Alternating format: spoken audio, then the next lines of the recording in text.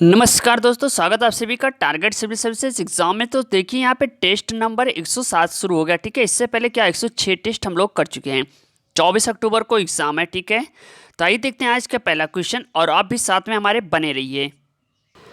चलो guys, question number 1 है कि निम्नलिखित ऊर्जा स्रोतों में से कौन सा पर्यावरण के अनुकूल है। देखिए यहाँ पे व्याख्या जरूर सुनिएगा। सो राइट ऑप्शन होगा ऑप्शन डी, यानी सौर सेल की बात हो रही है। ऐसी युक्ति जिसके द्वारा सौर ऊर्जा को सीधे क्या है, विद्युत ऊर्जा के रूप में परिवर्तित किया जाता है, सौर सेल कहलाता है। सौर सेल ऊर्जा स्रोत में से सर्वोत्तम पर्यावरण अनुकूल है। इसके निर्माण में सिलिकॉन का प्रयोग होता है। अगला प्रश्न है, ओजोन परत के क्षयीकरण का प्रमुख कारण निम्नलिखित में से कौन सा है। सो राइट ऑप्शन होगा ऑप्शन बी, क्लोरोफ्लोरोकार्बन, यानी जिसका नाम है CFC। चलिए अगला क्वेश्चन देखते हैं। स्वच्छ समुद्री जल में सूर्य की किरणें अधिकतम किस गहराई तक जा सकती हैं। तो राइट ऑप्शन होगा ऑप्शन ए, यानी 200 मीटर तक ही जा सकती है। उसके बाद क्या है, अंधकार। अगला प्रश्न है, भूमंडलीय ऊष्मन की स्थिति वायुमंडल में डैश बढ़ती हुई सांद्रता के कारण बढ़ रही है। तो यहाँ पे राइट ऑप्शन होगा ऑप्शन ए, यानी कार्बन डाइऑक्साइड की। ठीक है, इसके कारण क्या, भूमंडलीय ऊष्मन की स्थिति उत्पन्न हो रही है। किसकी वजह से, कार्बन डाइऑक्साइड। चलिए अगला प्रश्न है, कार्बन की मात्रा अधिकतम होती है। तो यहाँ पे राइट ऑप्शन होगा ऑप्शन ए, यानी ढलवा लोहा में। ठीक है, इसमें कार्बन की मात्रा सबसे अधिक, यानी 3.4 से 4.5 तक मिलती है। नेक्स्ट क्वेश्चन है, निम्नलिखित में से कौन सी धातु सामान्य तापमान पर द्रव अवस्था में होती है। तब यहाँ पे राइट ऑप्शन होगा ऑप्शन सी। कितने लोगों को, अच्छा इसका आंसर कितने लोगों को मालूम था, कमेंट बॉक्स में हमें कमेंट करके बताइएगा। ठीक है, यानी इसका राइट ऑप्शन पारा ही होगा। समझ गए, ये क्या है कि एक द्रव धातु है जो सामान्य तापमान पर द्रव अवस्था में ही पाई जाती है। चलिए अगला प्रश्न है, निम्नलिखित में से कौन सूखा बर्फ ड्राई आइस कहलाता है। चलिए इसका आंसर कमेंट बॉक्स में दीजिए। निर्जलीय बर्फ, ठोस हाइड्रोजन परऑक्साइड, ठोस जल, ठोस कार्बन डाइऑक्साइड। देखते हैं किसका आंसर फटाफट सबसे पहले आता है। चलिए अगला प्रश्न है, गोताखोरों के सांस लेने संबंधी क्रिया में उपयोग की जाने वाली गैसें हैं। राइट ऑप्शन होगा ऑप्शन बी, यानी ऑक्सीजन तथा हीलियम। वेरी इंपॉर्टेंट है। ओके, अगला प्रश्न है, निम्नलिखित में से कौन सा बहुलक बुलेट प्रूफ वस्त्र बनाने में उपयोग किया जाता है। अब देखिए क्वेश्चन नंबर 49। अब यहाँ पे बात हो रही है, तो राइट ऑप्शन होगा ऑप्शन बी, यानी पॉलीएमाइड के बारे में। यानी बुलेट प्रूफ वस्त्र बनाने में पॉलीएमाइड बहुलक का उपयोग किया जाता है। पॉलीकार्बोनेट का प्रयोग भी इन्हीं उद्देश्यों में किया जाता है। अगर यहाँ पे एक वर्ड लिख के आ जाए पॉलीकार्बोनेट, तो यहाँ पे भी वो राइट ऑप्शन होगा। ठीक है, पॉलीएमाइड हो या पॉलीकार्बोनेट। चलिए अगला प्रश्न है, किसी अर्धचालक का प्रतिरोध गर्म करने पर। तो ये यहाँ पे राइट ऑप्शन होगा ऑप्शन बी। क्या होता है, घटता है। अर्धचालक ऐसे पदार्थ होते हैं जिनकी विद्युत चालकता चालकों और कुचालकों के मध्य होती है, अर्थात जिनकी विद्युत प्रतिरोधक चालकों में अधिक परंतु कुचालकों से कम होती है। अर्धचालक का प्रतिरोध ताप बढ़ने पर कम होता है। समझ गए। चलिए अगला प्रश्न है, निम्नलिखित में से कौन सा युग्म सही सुमेलित नहीं है। देखिए यहाँ पे नहीं शब्द लगा है। ठीक है, यहाँ पे कंफ्यूजन होता है। सो राइट ऑप्शन होगा एस्टिक अम्ल। भैया एस्टिक अम्ल दही में नहीं पाया जाता। ठीक है, सिरका में पाया जाता है, जबकि माल्टोस माल्ट में, स्कॉर्बिक अम्ल नींबू में, यौम फार्मिक अम्ल संबंध चींटी से है। तो यानी एस्टिक अम्ल किस में, सिरका में। चलिए अगला प्रश्न है, निम्नलिखित में से कौन सा पदार्थ सर्वाधिक मजबूत होता है, सबसे अधिक मजबूत होता है। तो राइट ऑप्शन है ऑप्शन डी, यानी ग्राफीन के बारे में बात हो रही है। ग्राफीन न केवल बेहद पतला है वरन अभी तक खोजे गए पदार्थों में सर्वाधिक मजबूत भी है। ठीक है, चलिए अगला क्वेश्चन देखते हैं। निम्नलिखित में से किस पदार्थ का उपयोग बर्तनों को चमकीला बनाने के लिए किया जाता है? तो राइट ऑप्शन होगा ऑप्शन डी यानी जिंक ऑक्साइड। जिंक ऑक्साइड का प्रयोग बर्तनों को चमकीला बनाने के लिए किया जाता है। वस्तुओं को चमकीला बनाने में प्रयोग होने वाले कुछ अन्य ऑक्साइड हैं aluminium oxide, silicon oxide, barium oxide, sodium oxide. ये भी नाम याद कर लीजिएगा। चलिए अगला क्वेश्चन है, फोटोग्राफी की प्लेट पर निम्नलिखित में से किसकी परत चढ़ाई जाती है? तो यहाँ पे राइट ऑप्शन का ऑप्शन बी कह रहा भैया कि सिल्वर ब्रोमाइड का। फोटोग्राफी प्लेट विकसित करने के लिए उसे विकसित करने वाले घोल में तब तक रखा जाता है जब तक उस पर लगा समस्त सिल्वर ब्रोमाइड घुल नहीं जाता। चलिए अच्छा अगला क्वेश्चन देखते हैं। नाभिकीय संयंत्रों में ग्रेफाइट का उपयोग किया जाता है। तो राइट ऑप्शन होगा ऑप्शन सी विमंदक की तरह। बात कर रहा है यहाँ पे कि परंपरागत नाभिकीय रिएक्टरों में विमंदक के रूप में भारी जल अथवा ग्रेफाइट का प्रयोग होता है। तो यहाँ पे एक चीज़ और है, अगर भारी जल आ गया ठीक है तो भी राइट ऑप्शन होगा। चलिए अगला प्रश्न है, भारत में भारी जल बनाया जाता है। अब राइट ऑप्शन होगा ऑप्शन है ट्रांबे। ट्रांबे कहाँ पे है? महाराष्ट्र में है। ठीक है, इतना याद रहना चाहिए।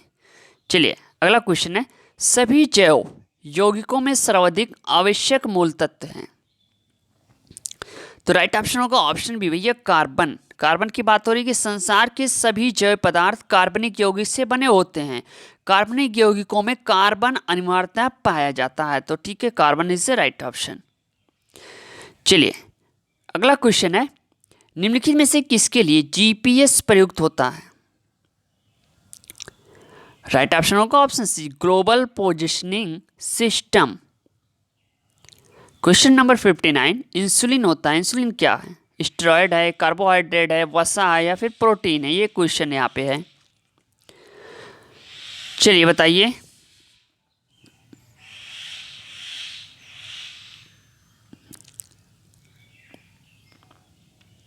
सो यहाँ पे राइट ऑप्शन का ऑप्शन सी यानी प्रोटीन। कह रहा है कि इंसुलिन अग्नाशय के अंतःस्रावी भाग लैंगरहैंस की दीपिकाओं की बीटा कोशिकाओं से स्रावित होने वाला एक जंतु हार्मोन है जो शरीर में ग्लूकोज के उपापचय को नियंत्रित करता है। ब्रिटिश जीव विज्ञानी फ्रेडरिक सेंगर ने इंसुलिन के प्राथमिक संरचना की खोज की थी। ये प्रथम प्रोटीन था जिसकी श्रृंखला ज्ञात हो पाई थी। ठीक है, इस कार्य के लिए उन्हें 1958 का रसायन का नोबेल पुरस्कार प्रदान किया गया। ठीक है, अब यहाँ पे अगर हार्मोन्स आ जाएगा तो आप हागा राइट ऑप्शन होगा हार्मोन्स। चलिए अगला क्वेश्चन है, निम्नलिखित में से कौन सा यौगिक मानव शरीर में संग्रहित नहीं रहता? भैया तो यहाँ पे राइट ऑप्शन होगा ऑप्शन बी। कह रहा कि एमिनो अम्ल। एमिनो अम्ल के द्वारा ये प्रोटीन का निर्माण होता है। ठीक है, तो अर्थात एमिनो अम्ल प्रोटीन की छोटी इकाई है। ये अम्ल मानव शरीर में संग्रहित नहीं रहते। क्वेश्चन नंबर 61, मानव शरीर का भार होता है। तो राइट ऑप्शन होगा ऑप्शन यानी ध्रुवों पर अधिकतम। मानव शरीर का भार ध्रुवों पर अधिकतम होता है। गुरुत्वीय त्वरण का मान ध्रुवों पर सबसे अधिक तथा भूमध्य रेखा पर सबसे कम होने के कारण मानव का शरीर भार ध्रुवों पर अधिकतर, सबसे कम भूमध्य रेखा पे, सबसे ज़्यादा कहाँ पे होगा? ध्रुवों पर। किसका? गुरुत्वीय त्वरण का मान। ठीक है, चलिए अगला क्वेश्चन है, विश्व महासागर दिवस किस तिथि को मनाया जाता है? सो राइट ऑप्शन होगा ऑप्शन सी। कहना 8 जून को। डेट याद रखिएगा, वेरी इंपॉर्टेंट है। अगला प्रश्न है, निम्नलिखित में से कौन सा लवण मानव हड्डियों में सर्वाधिक मात्रा में पाया जाता है? तो राइट ऑप्शन होगा ऑप्शन सी यानी कैल्शियम फॉस्फेट के बारे में बात हो रही है। मानव हड्डियों में सर्वाधिक मात्रा में कैल्शियम के यौगिक होते हैं। हड्डियों, अंडे के छिलकों एवं शंख का मुख्य अवयव कैल्शियम है। दूध में सर्वाधिक मात्रा में पाया जाने वाला तत्व क्या है? कैल्शियम। चलिए अगला क्वेश्चन है, बीएमडी परीक्षण का पूर्ण रूप क्या है? तो राइट ऑप्शन होगा option B bone mineral density. अगला प्रश्न है, निम्न में से कौन भारत में निर्मित युद्धक विमान है? तो राइट ऑप्शन होगा ऑप्शन बी तेजस। चलिए अगला प्रश्न है, कथन है एक हवाई जहाज के पंख की ऊपरी सतह उन्नतोदर बनाई जाती है और नीची सतह नतोदर बनाई जाती है, ठीक है। कारण आर, शीर्ष भाग पर वायु प्रवाह की गति कम होती है और इसलिए अधिभाग में शीर्ष भाग से दबाव कम रहता है। तो अब यहाँ पे जो राइट ऑप्शन होगा ऑप्शन डी, ये सही है और गलत। ओके, चलिए अगला प्रश्न है, डीपीटी का टीका निम्नलिखित में से किसके सुरक्षा हेतु दिया जाता है? तो यहाँ पे राइट ऑप्शन होगा ऑप्शन सी, यानी डिप्थीरिया, कुकुर खांसी और टिटनेस। चलिए अगला प्रश्न है, national bureau of plant genetic resources स्थित है? तो भैया यहाँ पे राइट ऑप्शन होगा ऑप्शन ए, यानी दिल्ली में। समझ गए? इसकी स्थापना कब हुई थी? 1976 में। डेट वेरी इंपॉर्टेंट है, 1976 में। चलिए अगला क्वेश्चन है, सूचकांक रेजिडेक्स किससे संबंधित है? तो राइट ऑप्शन होगा ऑप्शन डी, यानी भूमि कीमत से। चलिए अगला प्रश्न है, राष्ट्रीय उद्यमिता एवं लघु व्यवसाय विकास संस्थान स्थित है? तो राइट ऑप्शन होगा ऑप्शन बी, यानी नोएडा के बारे में बात हो रही है, ठीक है। चलिए अगला क्वेश्चन है, वर्ष 1949 में भारत सरकार द्वारा नियुक्त राष्ट्रीय आय समिति का अध्यक्ष निम्नलिखित में से कौन था? तो राइट ऑप्शन होगा ऑप्शन बी, पीसी महालनोबिस, ठीक है। वेरी इंपॉर्टेंट क्वेश्चन है। अगला प्रश्न है, S-400 ट्राइफ क्या है? तो राइट ऑप्शन होगा ऑप्शन सी, वायु रक्षा प्रणाली। चलिए अगला क्वेश्चन देखते हैं। देखिए यहाँ पे सूची 1 एवं सूची 2, ठीक है। यहाँ पे आपको मैच करना है। पहला है दत्त समिति, वाचु समिति, राजमन्नार समिति और कह रहा है भैया चक्रवर्ती समिति। अब इसका राइट ऑप्शन कौन सा होगा? सो यहाँ पे जो राइट ऑप्शन है ऑप्शन ए होगा, यानी ठीक है, दत्त समिति, औद्योगिक लाइसेंसिंग, वाच समिति, प्रत्यक्ष कर, राजमन्नार समिति, केंद्र राज्य संबंध, चक्रवर्ती समिति, मौद्रिक प्रणाली, ठीक है। तो option A is the right option. चलिए अगला क्वेश्चन है, भारत अंतरराष्ट्रीय मुद्रा कोष का सदस्य बना? तो राइट ऑप्शन होगा ऑप्शन डी, 1945 में। अच्छा, वाशिंगटन में अंतरराष्ट्रीय मुद्रा कोष की स्थापना हुई है, ठीक है, वाशिंगटन में। अगला क्वेश्चन है, विश्व में फलोत्पादक के रूप में भारत का कौन सा स्थान है? तो राइट ऑप्शन होगा ऑप्शन डी, यानी दूसरा। चलिए अगला क्वेश्चन है, निम्नलिखित में से कौन सुमेलित नहीं है? अब देखिए यहाँ पे नई शब्द लगा है। तो राइट ऑप्शन होगा ऑप्शन सी, यानी नीली कुक्कुट। नीली क्रांति किससे? मत्स्य से, ठीक है। हरित क्रांति गेहूं से है, श्वेत क्रांति दुग्ध से है, भूरी क्रांति उर्वरक, रजत क्रांति अंडा, सुनहरी क्रांति उद्यान व फल उत्पादन, लाल क्रांति किससे? टमाटर से। चलिए अगला क्वेश्चन है, निम्नलिखित देशों में से किसमें चावल की कृषि के अंतर्गत सर्वाधिक क्षेत्र है? तो राइट ऑप्शन होगा ऑप्शन बी, यानी भारत के बारे में बात हो रही है। सो नेक्स्ट क्वेश्चन है, 11वीं पंचवर्षीय योजना की अवधि थी? तो यहाँ पे राइट ऑप्शन होगा ऑप्शन डी, 2007 से 2012। अगला प्रश्न है, विश्व आर्थिक क्षेत्र यानी सेज नीति घोषित की गई?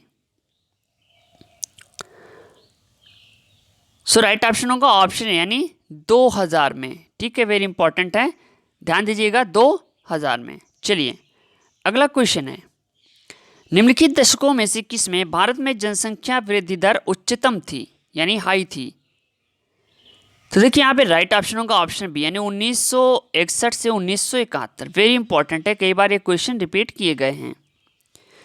चलिए अगला प्रश्न है, निम्नलिखित नगरीय केंद्रों को जनसंख्या 2011 के सही अवरोही क्रम के अनुसार रखिए।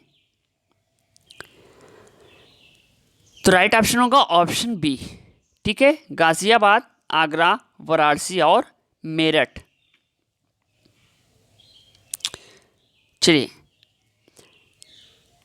सूची 1 एवं सूची 2 को सुमेलित कीजिए तथा सही उत्तर चुनिए।